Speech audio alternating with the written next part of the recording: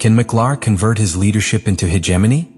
Or will we see Ferrari resurrect at home, Red Bull meet again, or Mercedes surprise with his consistency?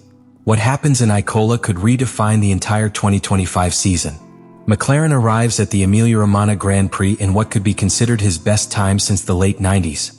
The Woking team has broken with years of ups and downs and has finally been consolidated as the technical and competitive referent on the grille. What just 2 years ago seemed like a utopia, today is a reality. Both the Constructors and Pilots Championship lead, and they do it with an authority that leaves no doubt.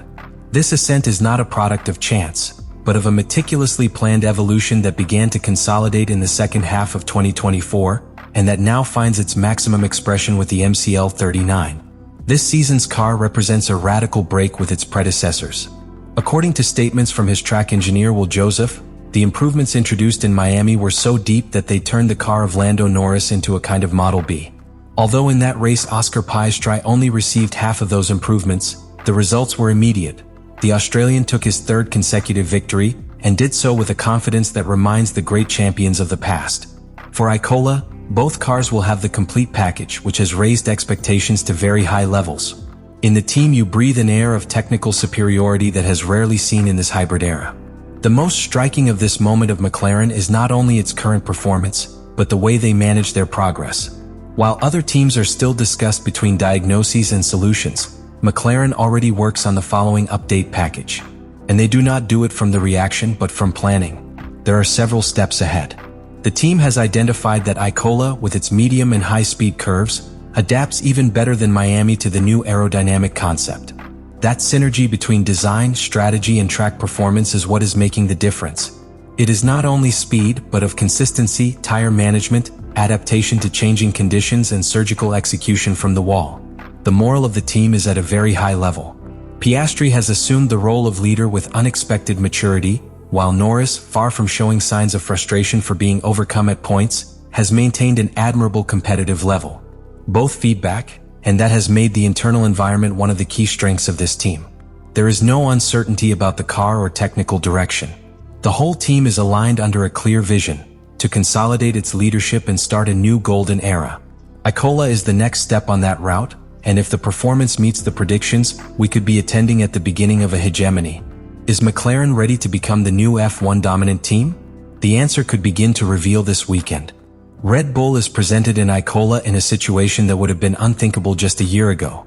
Having been the dominant team for almost a decade, with Max Verstappen as a face of absolute power in the hybrid era, they have become a team that pursues and reacts. The RB21, the car with which they expected to continue its reign, has shown alarming signs of vulnerability. The first races of the season have evidenced structural weaknesses both in the chassis and in the general balance of the car. While Verstappen has managed to rescue important points, the car is clearly difficult to drive and does not respond as expected to conventional adjustments. The deterioration is not only technical, but institutional.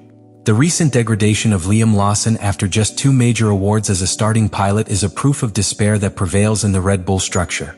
The decision to return Lawson to Racing Bulls and emergency promotes Yuki Tsunoda to take his place in the main team is more than a simple alignment change. It is the symptom of a directive dome that has lost patience and clarity.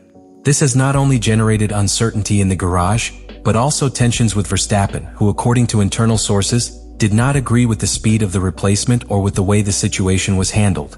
Internal dynamics has ceased to be unified.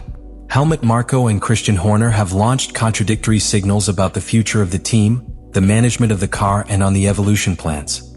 In addition, Max Verstappen has been personally summoned to technical meetings to collaborate in the direction of the development of RB21, something that suggests that there is no longer full confidence in the technical department. This measure, which in other contexts could be interpreted as a sign of collaboration, here reflects a technical leadership vacuum that Red Bull cannot hide. If a team resorts to its star pilot as a development guide, it is because the answers within the engineering area are not arriving. Imola represents a turning point for Red Bull. They need to demonstrate that RB21 can evolve quickly and be competitive again in a technical layout, where aerodynamic weaknesses cannot be hidden. Verstappen is still in a position to fight for the championship, but needs a car that accompanies it. The pressure to obtain immediate results in this Grand Prix is immense, not only because of the points, but because the climate within the equipment could be finally broken if they fail to stop the fall.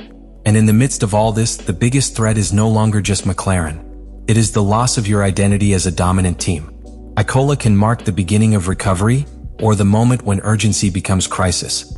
Ferrari faces one of the most important weekends of the year, not only because of the emotional weight of running at home, but because the Emilia-Romagna Grand Prix can be the breakdown that defines the course of his season. Maranello's team arrives with the urgency of claiming, to show that the flashes of competitiveness that he has offered so far this year are not mere passing illusions. With an SF25 that has had solid but inconsistent moments, the real unknown is not only in the car, but in the capacity of the team to execute under pressure, something that historically has been its Achilles heel. The beginning of the season has been far from being linear for Ferrari. In Australia, they made strategic mistakes under changing conditions, and in China, a touch among their own pilots conditioned the final result. Charles Leclerc has shown speed, but has also been a victim of misfortunes and poorly calculated decisions. Lewis Hamilton, meanwhile, has had a demanding adaptation process, discovering that Mercedes's jump to Ferrari required more expected adjustments.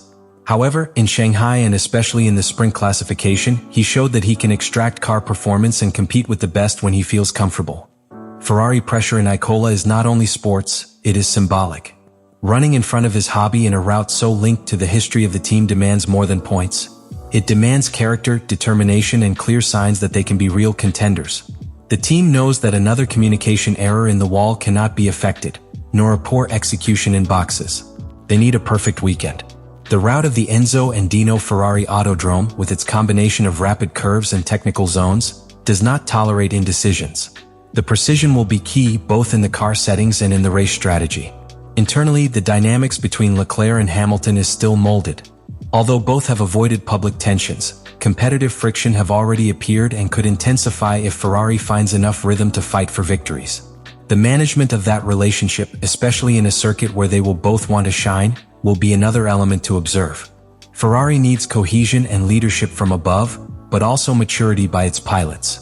Imola is the perfect time for the SF25 and its drivers to demonstrate that they are ready for more than sporadic podiums. Here, at home, they must stop looking for excuses and start building results. Mercedes arrives at the Emilia-Romagna Grand Prix without the reflectors that illuminate McLaren, Red Bull, or Ferrari, but with a narrative that begins to consolidate silently and bluntly. The W16 has been a pleasant surprise at this start of the season. While it is not the fastest car on a return, it has demonstrated an admirable solidity in race conditions, especially in paths with cold temperatures or high degradation. The team has made important advances regarding the unstable W15 of last year, and consistency begins to play in their favor. Imola will be a crucial test to determine if these results are sustainable or simply product of a good start. George Russell has established himself as the pillar of this new stage of Mercedes. Its performance has been constant, achieving solid podiums and results in the first races of the year. Beyond the figures, the remarkable thing is its ability to maximize the potential of the car without making mistakes. He is mature, focused, and seems comfortable as a natural leader of the team.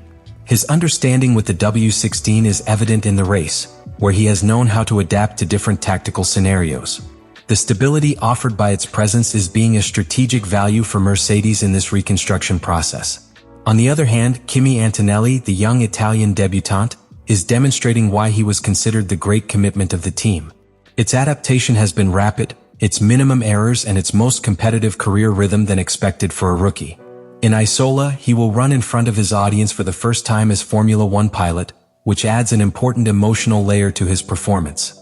Although it is still far from being a direct threat to top pilots, Antonelli represents the immediate future of Mercedes, and the experience he is accumulating will be key to his consolidation as a long-term holder.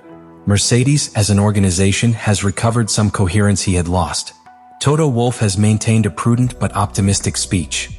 They know that there is still a job to do in areas such as aerodynamic efficiency or tensile and slow curves, but they also recognize that they have taken a step in the right direction. Imola represents an opportunity to confirm that the W16 can also be competitive in a technical and demanding route. If they achieve a new solid weekend, they will not only add important points, but they will send a clear message. Mercedes has not disappeared from the contestant map. Emilia-Romagna's Grand Prix is not just one more stop on the calendar. It is the exact point where promises face reality, and where the narratives of the most powerful teams of the grid could change forever. Imola is a circuit that does not forgive mistakes, which rewards technical precision and punishes indecision. The words are not enough here, nor the promised developments. It only matters what is shown on the track. And this weekend, each of the four giants has an unavoidable appointment with their own destination. McLaren arrives as the reference, with a technical and mental advantage that gives them the label of favorites. But that same label also entails the weight of confirming its domain against the growing pressure of the rivals. Red Bull, wrapped in an internal storm, has the urgent need to reconnect with its essence before the season is escaped between their fingers. Ferrari, at home, before his audience, loads with the historical responsibility of not failing when they are expected to more. And Mercedes, without stridency, begins to demonstrate that it does not need noise to build a real threat. This Grand Prix will be more than a race. It will be a demonstration of who has managed to evolve with intelligence, who can manage the pressure with maturity, and who is really prepared to challenge the established order. The cards are on the table, and unlike other weekends, there will be no room for excuses. Only results. And when the checkered flag falls, Formula 1 2025 could have a completely new hierarchy.